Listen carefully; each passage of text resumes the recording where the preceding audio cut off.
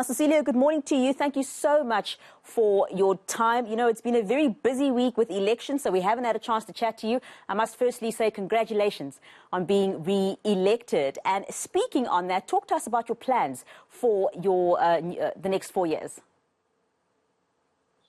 Good morning, Nicole, and good morning to all the viewers. And thank you so much. The plans are very easy, Nicole. I mean, we taking from where we were when we went to elections on the 23rd of October. The main thing is we want to turn netball professional. Everybody knows about that. That's our dream. That's what we want to do. We want netball to have its own TV channel. The big one, we want to host the best Netball World Cup. And not only hosting the best Netball World Cup, we want the team to perform in 2023. So those are the biggest three things that we need to do in this term and make sure that they are all delivered. And players, you know, at the end of the day, do what they love most, play netball, and they get paid for that.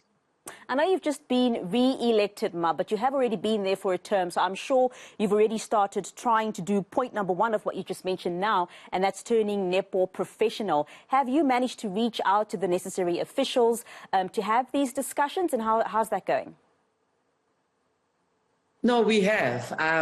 We are on that path of making sure that netball turns professional. You know, when the time is right, Nicole, we will tell you everything, but know that something is in the pipeline.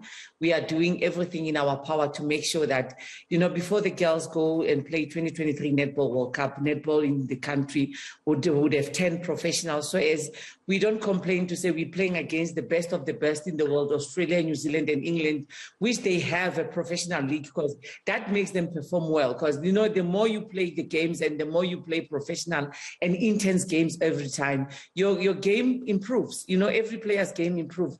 And we cannot afford that we only have certain number of players in the country playing overseas to play this, you know, professional league. And then we don't have players like that, because, you know, you have to compare apples with apples. That's what I always say, because when you have the Carlas and the Pumzes and the Shadins playing overseas, and then you have the others remaining in the country not playing full-time and not playing professional, there's no, you know, ratio balance in the team. We need that balance in the team, and the only way we can get it is to turn netball professional.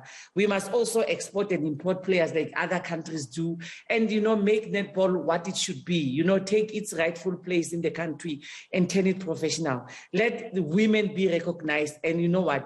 We understand our worth, we know our worth, and this is the time for netball, this is the time for women.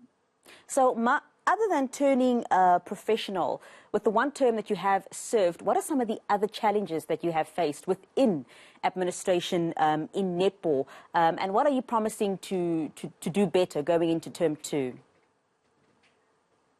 You know, I always say, you know, communication is key in everything. I've learned that in my first year of being a president, to say communication is key in everything you do.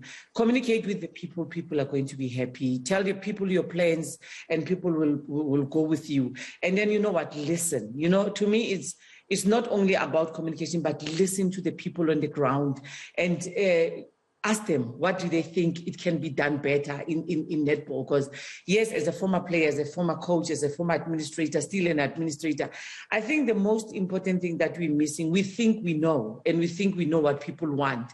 But I always say, for me to understand what it entails, I must talk to the players, and the players must tell me what they want. Talk to umpires, umpires must tell me what they want.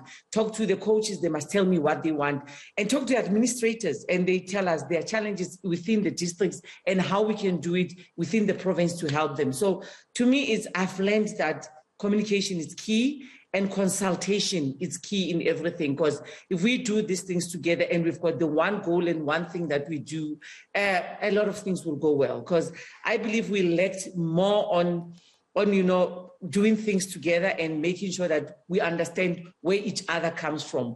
But, you know, you learn from your mistakes. And I think we've learned from our mistakes. And you know what? Nobody's perfect. And for us to be where we are and to make it sure that we are going to be better, it's we learn from our mistakes. And from there, we can move going forward, knowing that, you know, when we want to know about media, consult the media people. When you want to know about the corporate world, what do they want? Talk to them. Don't think of this is what they want. So to me, more of communication and more of listening and more of doing things happen.